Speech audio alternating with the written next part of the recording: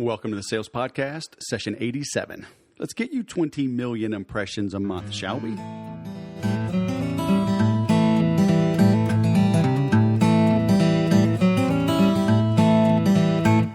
Welcome to the 87th edition of the Sales Podcast. I'm Wes Schaefer, the Sales Whisperer, your host. Today we have Mr. Adam Houlahan, all the way from Australia. 3 years ago, he did not have a Twitter account. Actually, he'd never heard of Twitter and did not have a Facebook account. Today, he gets 20 million impressions a month through social media. He helped build a consulting practice where he helped other businesses grow through social media. Now he trains on it as well. Some interesting things you want to hear on his approach to LinkedIn, Instagram, Pinterest, Google+, all the usual suspects. You will want to tune in. He has a unique approach that I enjoyed learning about and am already following his advice. With that in mind, since today we're talking about social media a little bit, today's funny is about an elderly woman. She's on her deathbed. Her granddaughter is there checking in on her, waiting patiently by her side. The grandmother leans over and says, "I want you to have my farm. That includes the villa, the tractor and other equipment, the farmhouse, and $22,398,750.78 in cold, hard cash." The granddaughter, who was about to become very rich, says, "Oh, Grandma, you are so generous. I didn't even know you had a farm. Where is it?" With her last breath, she whispered, "Facebook." Oh, that stings if you're one of those Farmville people, isn't it? Oh, that is kind of funny. I don't care who you are. So let's move right in to the Sales Podcast Creed. Today is my day. I work diligently towards my goals, which are bigger than me. I bite off more than I can chew because only then will I truly know my current limits, and surpassing them becomes my new goal for today. Through education, accountability partners, and bold, decisive action, today will be better than yesterday, and tomorrow will be better yet. I'm ready to produce. Now let's bring on Adam. Adam Houlahan, social media guru, Google Plus, Australia guru, all the way from the Gold Coast in your balmy winter now. While I'm sweating out here in Southern California. It's 100 degrees, but you're cool as a cucumber. Welcome to the show. Well, thanks, Wes. Glad to be with you. So, as we always start with, I gave people a little nugget about who you are and what you do. But would you mind taking a minute or two? Let us know a little more about you, and we'll dig into picking your brain. Sure, love to. Well, like you said, my name's Adam Houlahan, and I live in Queensland in Australia. And I'm a social media strategist. Gurus, they're probably a little strong, but strategist is definitely what I am. I recently wrote the book Social Media Secret Sauce and created a social media training program called Mentor to Success. Okay. And essentially, I work with business owners and entrepreneurs and really just help them gain real influence and credibility through social media. And we do that by creating profiles with tens of thousands of really highly targeted and engaged followers in under an hour a day. So that's really what it's all about. So you spend under an hour a day, or you show them how to spend under an hour a day and cultivate an audience that big? Yeah, well, both. I spend probably less than 30 minutes a day on my own, but I've been doing this for a while. But essentially, the training program is designed to teach pretty much anyone how they can do that in under an hour a day themselves, so that they really don't have to outsource that to social media marketing companies. Right.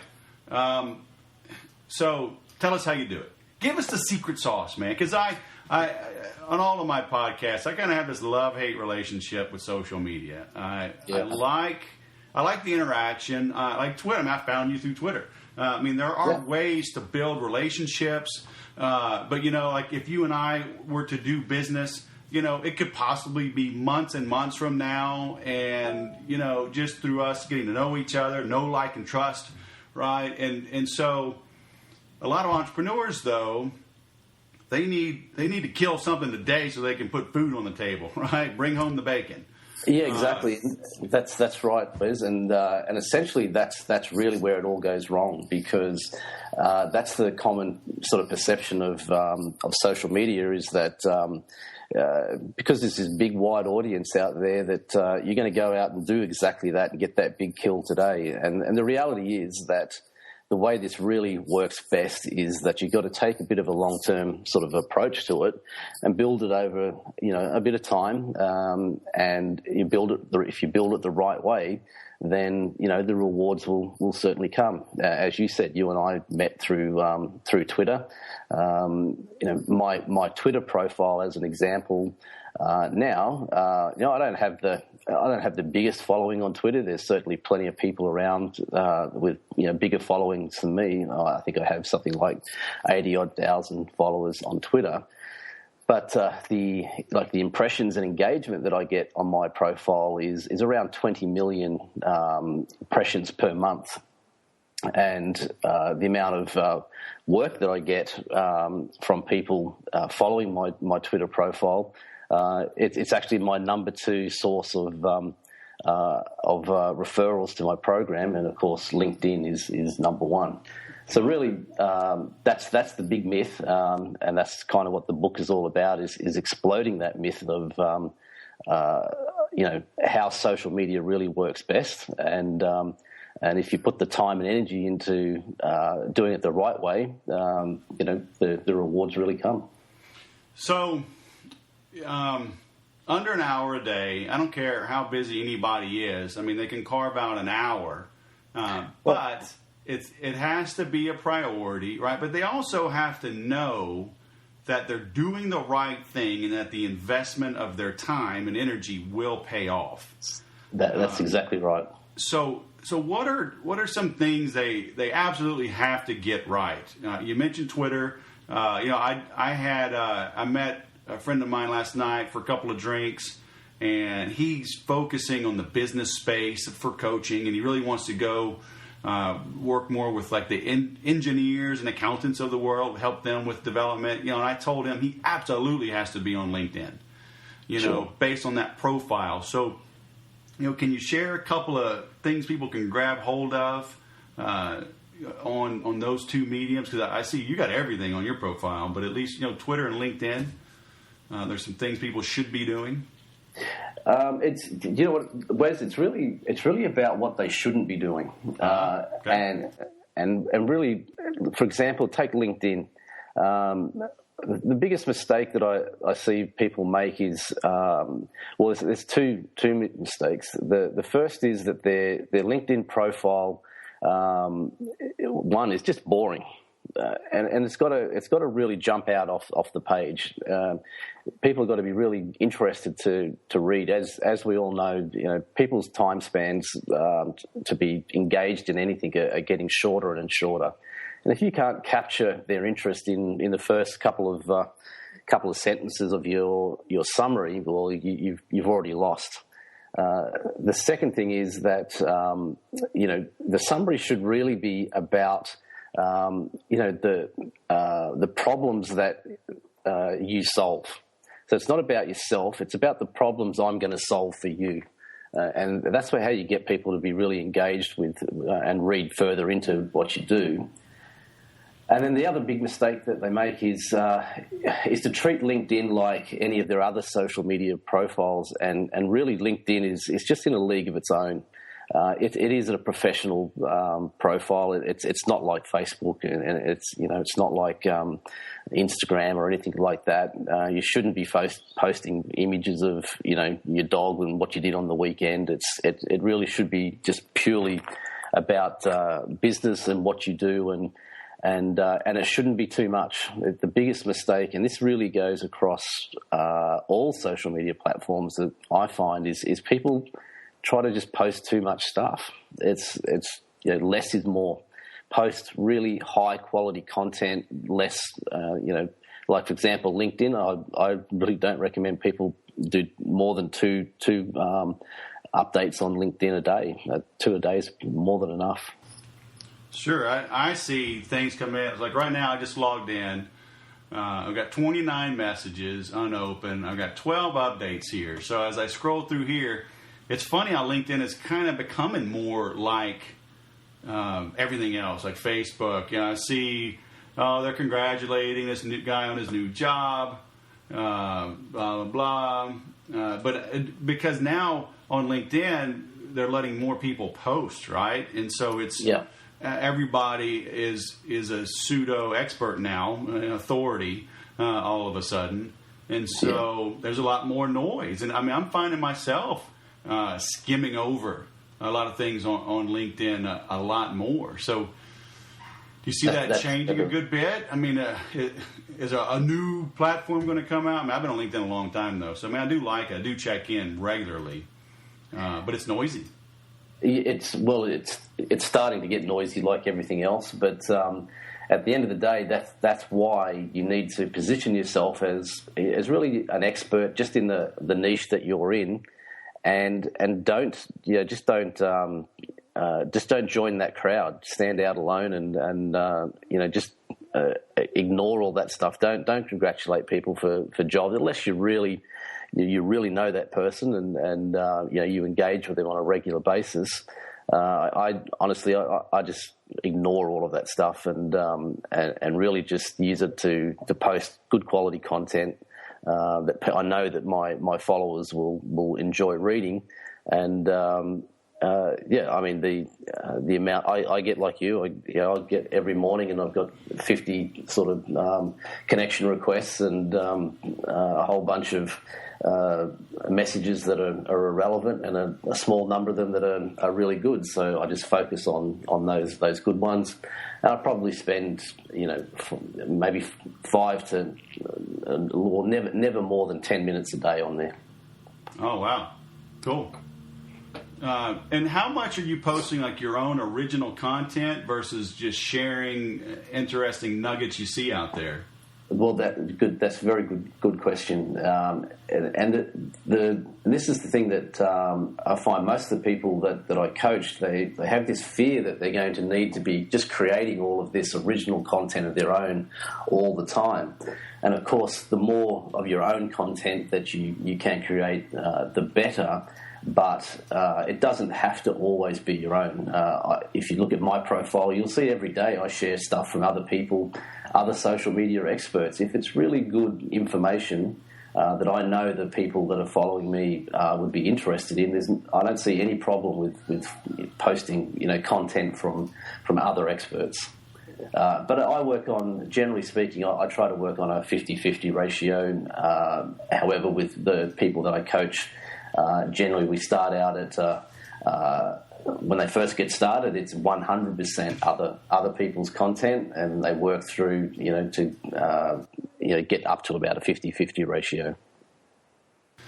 What are your thoughts on humor? Humor is it's a interesting topic. I have a very, very active Pinterest account. In fact, I think I have an inspirational quotes board, and it's currently the number one quotes board on Pinterest in the world.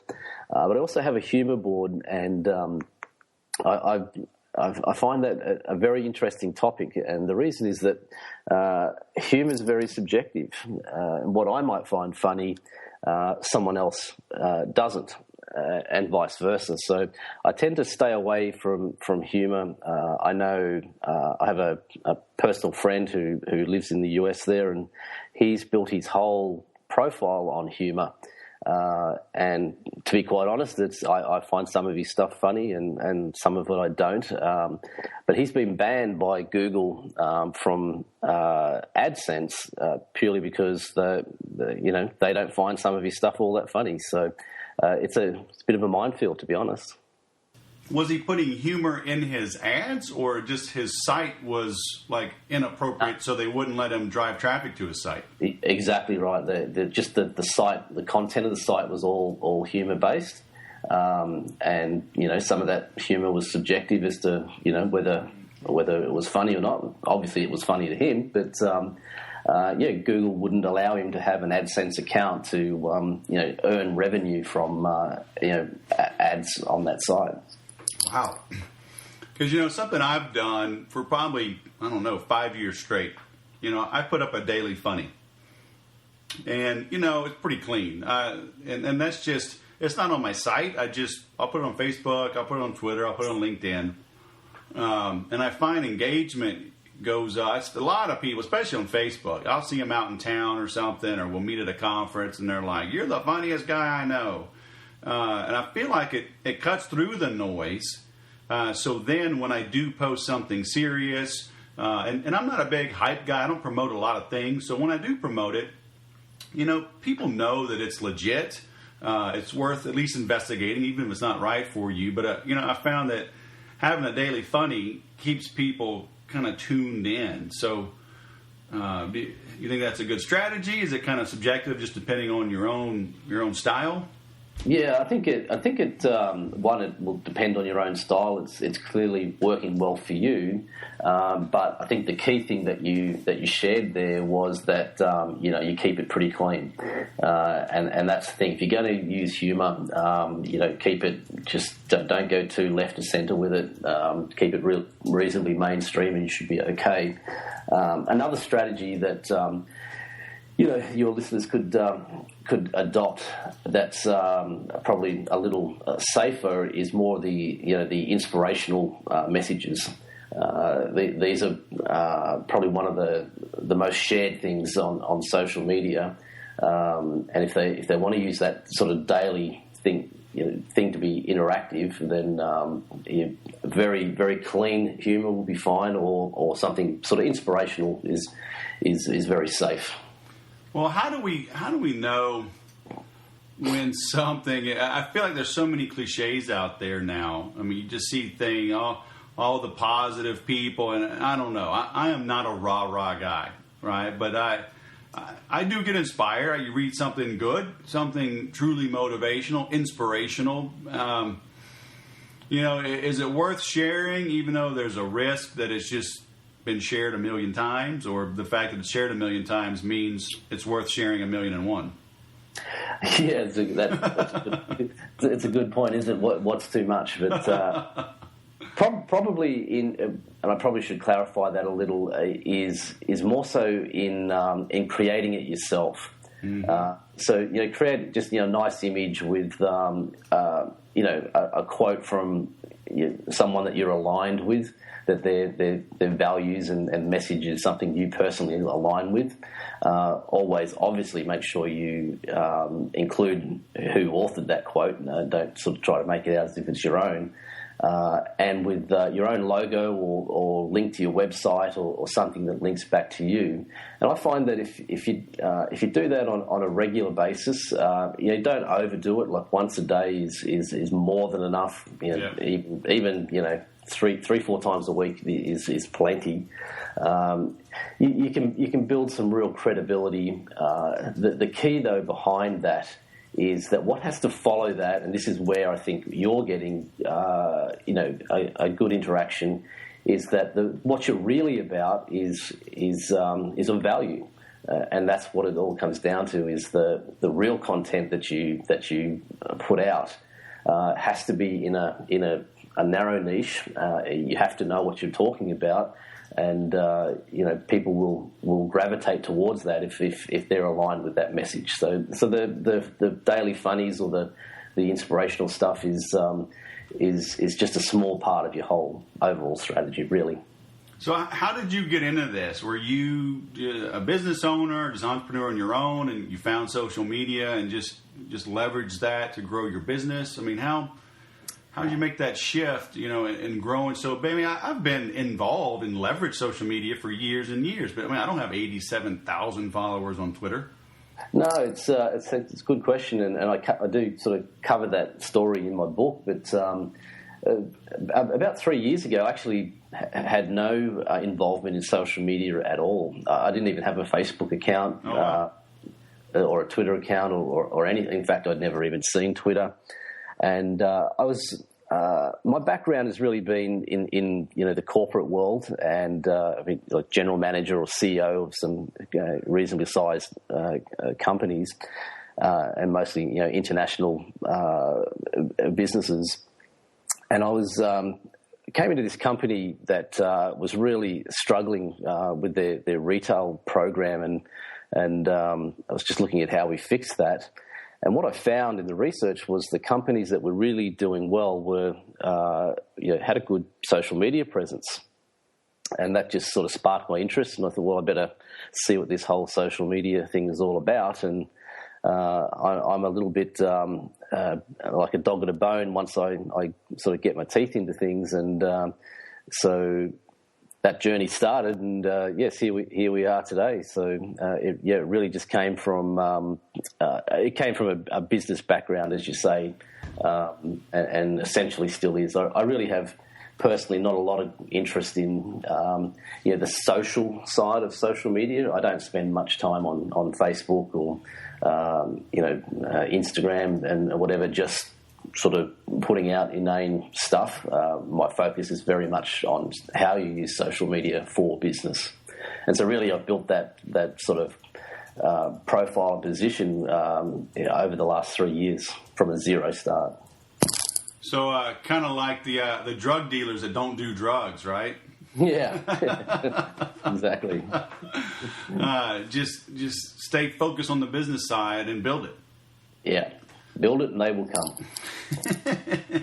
So what about Google Plus? I know in your profile, on Twitter at least, you're talking about top 50 profile Google Plus Australia. I always want to do more on Google Plus. I love their interface, especially on the iPhone, better than Facebook. I know there's SEO juice there, and they give you some points, whether they'll admit it or not, by having an active presence there. But I just, when I use Google Apps for my corporate email, right? So we use that for the company. We share calendars and email through that. So like I'll add somebody to circles, kind of helps me just stay in touch, but I'm not on Google Plus that much. Am I making a mistake? Look, as I said with my whole program, I don't believe you need to be on these things a lot. The key is you've got to be on there consistently, just a little bit every day. And Google Plus is certainly, in my opinion, probably one of the most important social media platforms that you should be doing some work on, if for no other reason than the fact that it's owned by Google. I mean, let's face it, Google, they own search. And as you alluded, whether they sort of admit to it or not, the reality is that being active on Google does help the SEO side of your business. I'll give you an example. A client that I recently started working with about 3 months ago, and they had no real social media presence. They were getting a lot of business through their website. They're the company here in Australia, and they do a lot of corporate videos. And they'd been paying an SEO company for about 8 months to try and get front page on some of the search terms that was in their niche, and weren't having any luck. In fact, they never got to the first page. After 3 months of a proper social media strategy, which very much included Google Plus, they now rank page 1 here in Australia, at least, for 3 search terms that's right in their niche. So it does have some value, but you do have to go about it in a strategic manner. Well, so some people listening to this will say, yeah, but it's Australia, or it was their niche or their industry. What do you say to those people? I mean, are there some fundamental things that you can share that people should do to at least help them jumpstart leveraging Google Plus? Certainly, be active on there on a daily basis. Get a scheduling software, something like Hootsuite. This is the key to to this whole concept is that you need to use some software to be able to be highly productive and to get this sort of where it isn't, where you're not linked to your computer all day posting content. I do use Hootsuite, but I would have my content created and scheduled out across all platforms that I use for at least a month in advance. So if you're there every day trying to create content and post stuff, you're going to have a hard time of it. So the key takeaway I would say to your listeners is get a scheduling. Get some scheduling software, and Hootsuite is a very good one and very cost effective. And in fact, it has a free version. If you have less than 5 profiles, you can use it for free, and just put out a little bit of stuff every day, and make sure you include Google Plus in as part of that. So how long does it take you to make an entire month's worth of content? I got to imagine that's at least a few hours, right?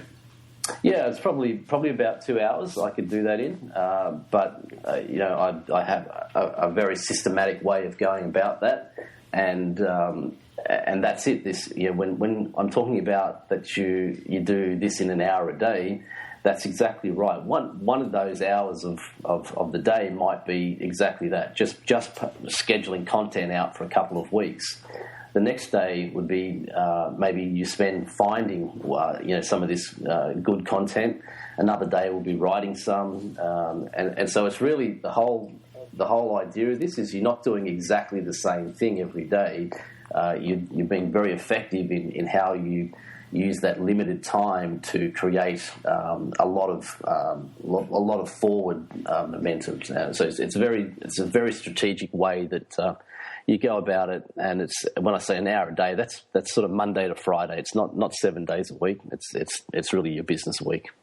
So 5 hours a week. Man, I'm an entrepreneur. I'm flying around. My hair's on fire, putting out fires. You want me to be strategic? Well, if you want to be successful in social media, you need to find 1 hour a day to be strategic. Yeah. Well, what do you recommend about having somebody help you? I know you talked kind of a little bit against it, or at least saying, here's a way to do it without hiring somebody. Is it ever okay to hire somebody and have them help you? Oh, absolutely. Absolutely. Nothing wrong with engaging, experts in anything, as long as they are really good at what they do. And if you can afford that, no problem at all. It's a great idea. And when I say this program that I developed, generally speaking, that like the entrepreneurs that I work with, I have some clients who their personal incomes exceed $1 million a year. Now they're not doing most of this work. They'll have a personal assistant or a secretary or whatever who's really doing the daily 1 hour a day. It's not that those guys are going to do that work. So sure, it's no problem at all to outsource some of this work. As long as the person you're outsourcing to really does know what they're doing, right. takes the time to get to know you and what you're all about. The one thing I would say that I generally suggest to my clients to not outsource is the creating of the content, because that's where it's really got to resonate with what you're all about. And generally speaking, it's very difficult to go to an agency or whatever and brief them to really know your business and know what you're all about. But a lot of the other stuff, sure, you can outsource that if you want to. Right. Because I just this month, and really only the last couple of weeks, I've been working with a new firm, and she's been posting some things here and there, and like on Facebook at least, it says that it's her posting it on my behalf, but we've gone through, she gives me content to approve, and I have found myself rewriting most of it as she learns my voice. That's right. And that's been a little painful because I'm used to doing it all myself, but I can't keep doing it all myself. No. And so, I just keep expanding the things that I outsource, that I give to others. Give it to assistants, give it to contractors. And but it's overall, it's after just 2 weeks, 2.5 weeks, it's becoming a pleasurable experience. And I find that it's nice. She'll give me this spreadsheet on Google Docs of everything that she's recommending.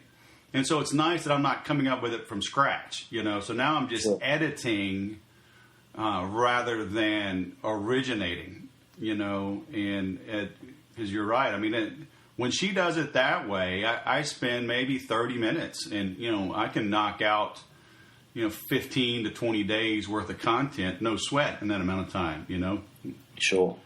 So yes, I think the key that you're saying there is, if you're going to do that, just be realistic that it's going to be a bit of a marathon, not a sprint. They're not going to get it right straight away, and you're just going to have to take that bit of time to educate them, and that's probably why you want to make sure from the start that you're working with someone you're very aligned with, and that you're going to be happy to have on your team for quite a period of time.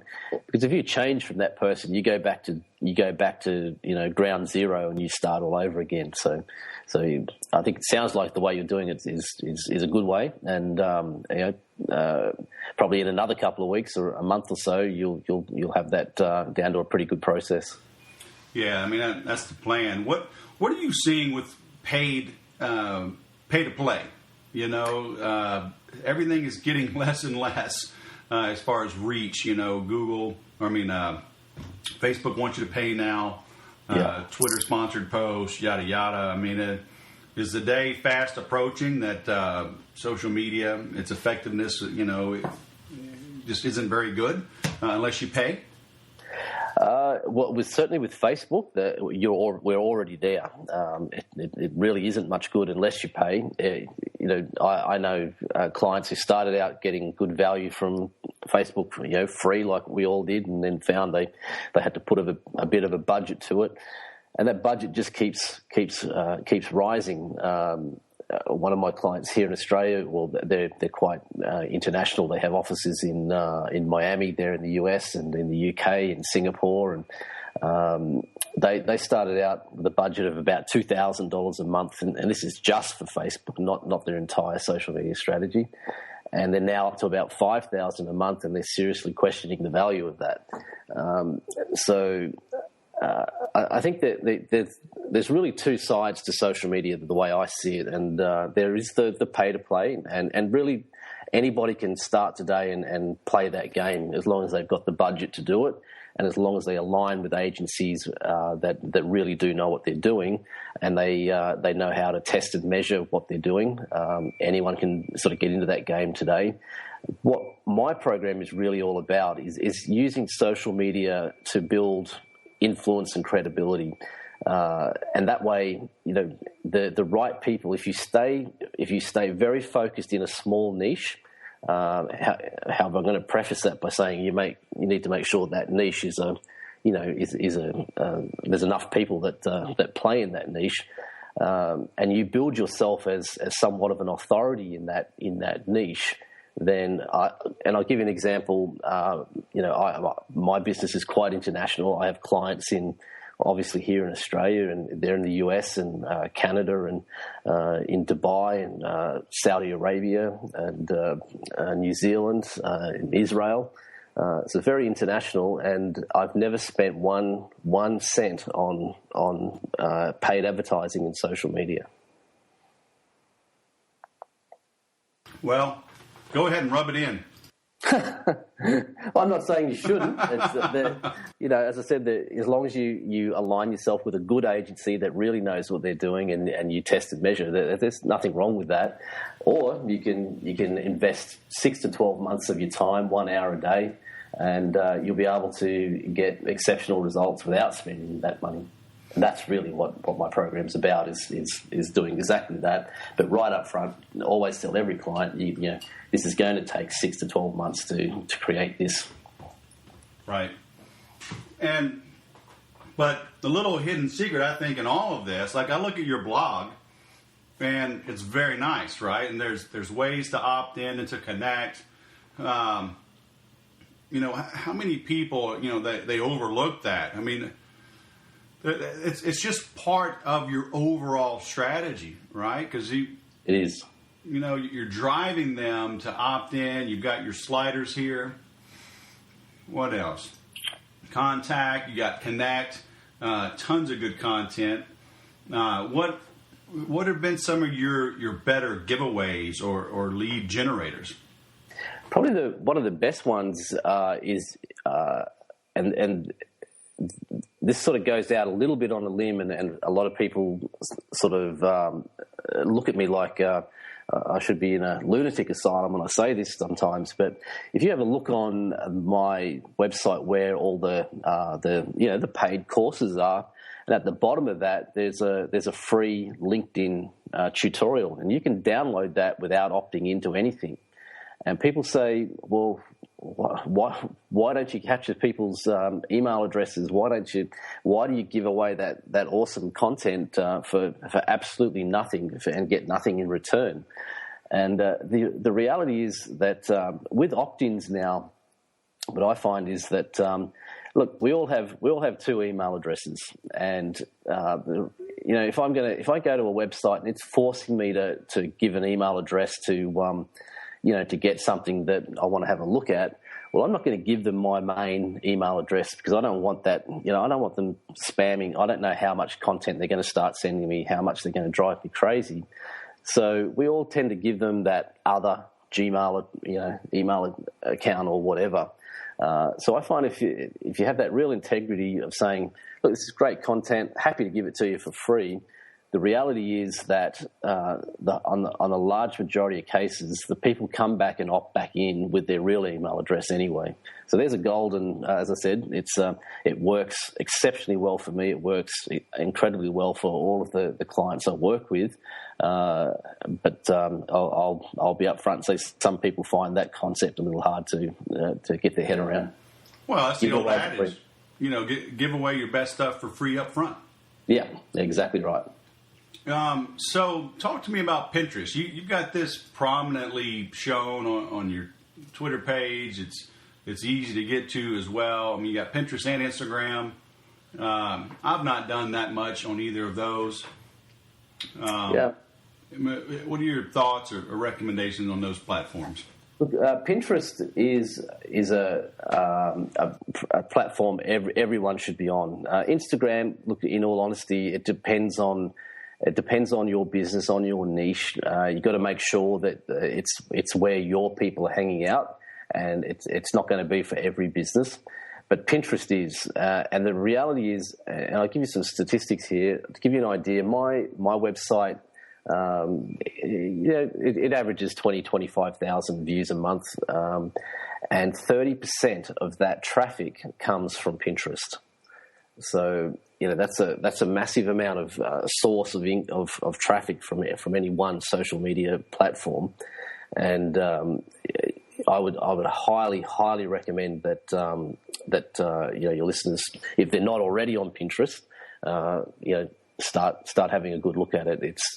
Look, there's no argument that the high majority at the moment of people on Pinterest are women. I think it's about 70%.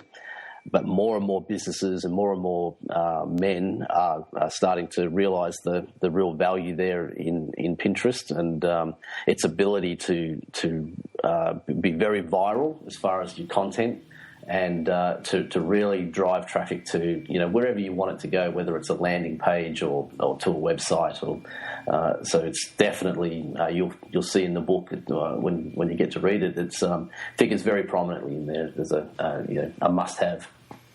Yeah, I mean, you've got here 86,871 followers on Pinterest. Yeah. And I see this one. Now, that's funny. 60,679 pins. So does that mean you've put up X number of pictures, but then that many people have essentially shared it?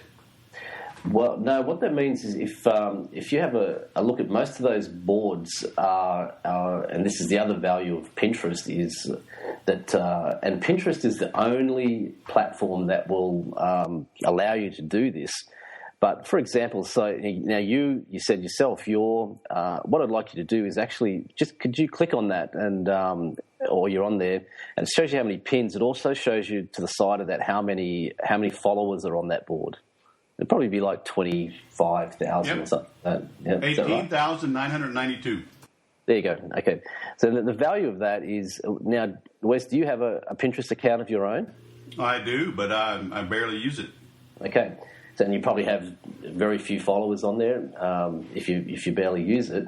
But the beauty of this is now that board you're seeing right there, in 5 minutes I could actually put that board onto your profile, and now you could have, when you post your daily funnies as you're doing now, you could post it onto that board and expose your message to those 20,000 people in 5 minutes' time. But I would have to make that as an image, right? No. Oh, the funny? Yeah. Oh, sorry. Yes, you would. Yes, you'd have to have it as some sort of a graphical representation for sure. Right. But if you do it that way, now when you look on that board, you'll see some stuff that, as I said, humour is subjective. There's hundreds of people that pin onto that board, not just me, and so some of the stuff I don't find funny, and some of it I find absolutely hilarious. But the reality is that whilst, as you said, there's 80,000 people follow my profile, the thing is that people on Pinterest can actually follow just even a board. So they don't have to follow the entire profile. If they're only interested in humour, they can just follow that board. And if you have a look, there's another board there which is social media, and it'll have 20-odd thousand followers as well. So the 20-odd thousand people who are following that social media board are not necessarily following the funnies board. So they only follow the niche that they're interested in. And that's why you'll find on that social media board there's some of the top social media experts in the world that use that board, like Neil Schaefer and Lilac Bullock and Michael Q. Todd in Japan, that all post social media content on that board because it's very viral. It's got a lot of followers, and they can take their personal profile from 0 followers to 20,000 in 5 minutes by having that board on their profile. So, all right, let me see here. You've got one that says baby photography. So, did you create a board called baby photography, or did you just like a board and pulled that in? Okay, it's the top 15 or 16 boards there are mine. The rest are all other people's boards that I have on my profile. And this is the key thing with Pinterest is that you can either create a board or you can get invited to a board. So the first 15 are boards I created. The rest of them are ones that I've been invited to. Same thing. So if one of your listeners has a business that's very aligned, they might say a baby shop. They could get invited onto that board. They could have 0 followers right now on their Pinterest profile, and however many followers are on that board, they could expose their message to all of those people as soon as they get that board. Gotcha. Yeah, so like on yours, I clicked there and I said follow all. But I noticed out of 54 boards, it only let me follow 6, 12, 18, like 19 boards. That's right, because that's all the boards that are mine. That's right. So then I have to go to each other one individually. I see. But you like this board or whatever, post this board, so it looks like it. I mean, it's on your wall, but it's not your board. That's right. And the same and that's what I'm sort of pointing out is like that humour board. That's whilst it's not your board, you could have that on your profile in 5 minutes just simply by if you see there it says send me a link to your profile and I'll send you an invite to that board. And you click on that invite, and immediately that board shows up as if it looks like yours on your profile. And those 20,000 followers who are all into humour are now able to be, you can post your content with a link to your website or podcasts or anything, and they get exposed to that message. And they're all highly targeted people that like that niche. So what are you doing here? This is pretty cool. You got this perfect timing board, but you have instructions. So people basically have to come like your fan page on Facebook, and then you invite them to your Pinterest. What are you doing here? That's just the way that I use. As I said, I don't use Facebook a great deal. But one of the great things Facebook has is that instant messaging service. So I'd really just use Facebook to say to people, if they want to, they don't have to be friends with me or like the page. Oh, that's a notification for you. Yeah. So that's how you contact me. So. Gotcha. They can, and it'll say, send me a link to your account. And this is the way. The one thing that Pinterest do is, for example, if you wanted that board on your profile, you have to be following my profile, and I have to follow you back. And once we do that, then that allows me to send you invites to any of those boards. So that's all that's involved with that. So yeah, if any of your listeners, if those first top 15 or so boards, if any of those boards are sort of aligned with what they do in their business and they would like them on their profiles, just send me that message, and I allow 24 to 48 hours to get lots of them, and I don't personally do that myself. I do have an assistant that takes care of that stuff, but they will send back that invite, and they'll get those boards on their profile straight away.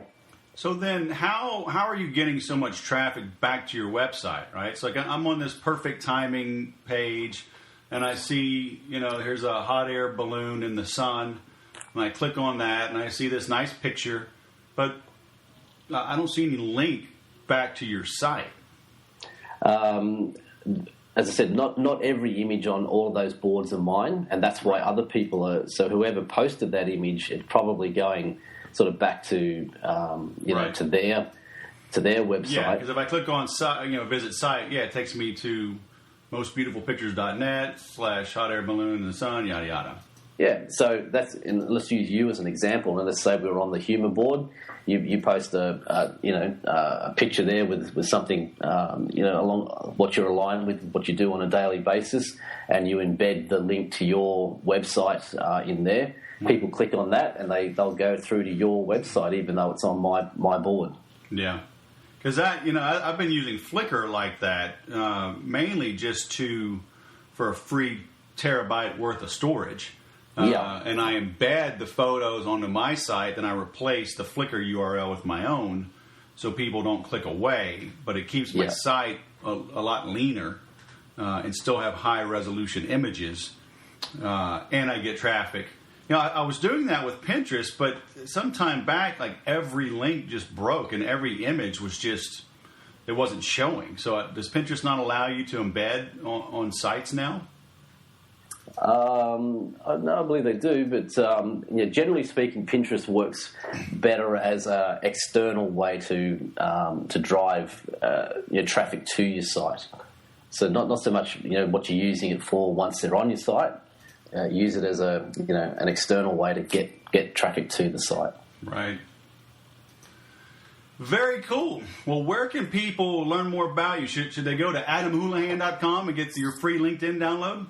Yeah, do that for sure. They don't even have to put in their email address to do that. So, but yep, it's all there. It's all the ways you contact me, all the different courses that I offer, and there's ones on there that are all web based, and you can do them at your own pace, or you can have me sort of train you on a ongoing basis over 12 months. It's all there on the site. And then Houlahan, so it's spelled Houlahan. So twitter.com/AdamHoulahan or AdamHoulahan.com. That's it. And then there'll be links again to everything in the show notes, and you can visit Amazon as well to get his book, Social Media Secret Sauce, from 0 to 200,000 followers in 1 hour a day. That's it. Well, thank you, sir. You didn't shy away from any of the questions, and so I encourage everyone to visit you, buy your book, buy your programs, and go follow you as well, right? Love people to do that. Thank you, Wes. All right. Well, thanks for taking the time. And it's Thursday night for me, Friday morning for you. So have a great Friday, and catch up with you online. Thank you very much. All right. Bye. Cheers. So how you like them apples, huh? I told you it was worth listening to. Go back, as always, and listen again. Notice what he talked about. Number one thing on LinkedIn, you have a boring profile. That is the killer of any marketing, being boring. Have a personality, tell a story. It's why Jesus used parables, right? That seemed to have worked out for him okay. He's kind of gotten the word out now for 2,000 years. Maybe you should do the same. Interesting what he talked about on his strategy on Pinterest. We didn't get too much into it, but go study what he's doing. I've been doing some of the same and having good results, but I've been on LinkedIn for years. I was an early adopter, and I get a lot of traffic from LinkedIn. It's definitely, if you're in a B2B environment, it is worth checking out. I love what he said about humor. If you use it, it's kind of like dynamite, right? You only need a little bit, and make sure you keep it clean. In the beginning, if you're not great at coming up with stuff, that's fine. You'll share other people's information. Then over time, you will come up with your own as you find your voice. But the main thing is to begin, start spreading interesting information, be a curator of information. People will get accustomed to seeing you in their feeds. Then they'll start checking you out. And then if you've got interesting content on your website, if you have opt-ins and free reports and things you can give away, you can then begin to build your list. And from there, you build a business, all through social media, all online, okay? So be sure to check out the notes on this at thesaleswhisperer.com/Adam-Houlahan. And if you want to check out 30-day sales growth, mention the word or type in the word podcast, all lowercase, and get $30 off of that program. Or if you want 30-day sales growth for free, enroll in the Market Like a Man program, which is launching now, marketlikeaman.com. Please check that out. As always, thanks for listening. Be sure to share the love, show a little Twitter love, a little social media love, and remember to sell different.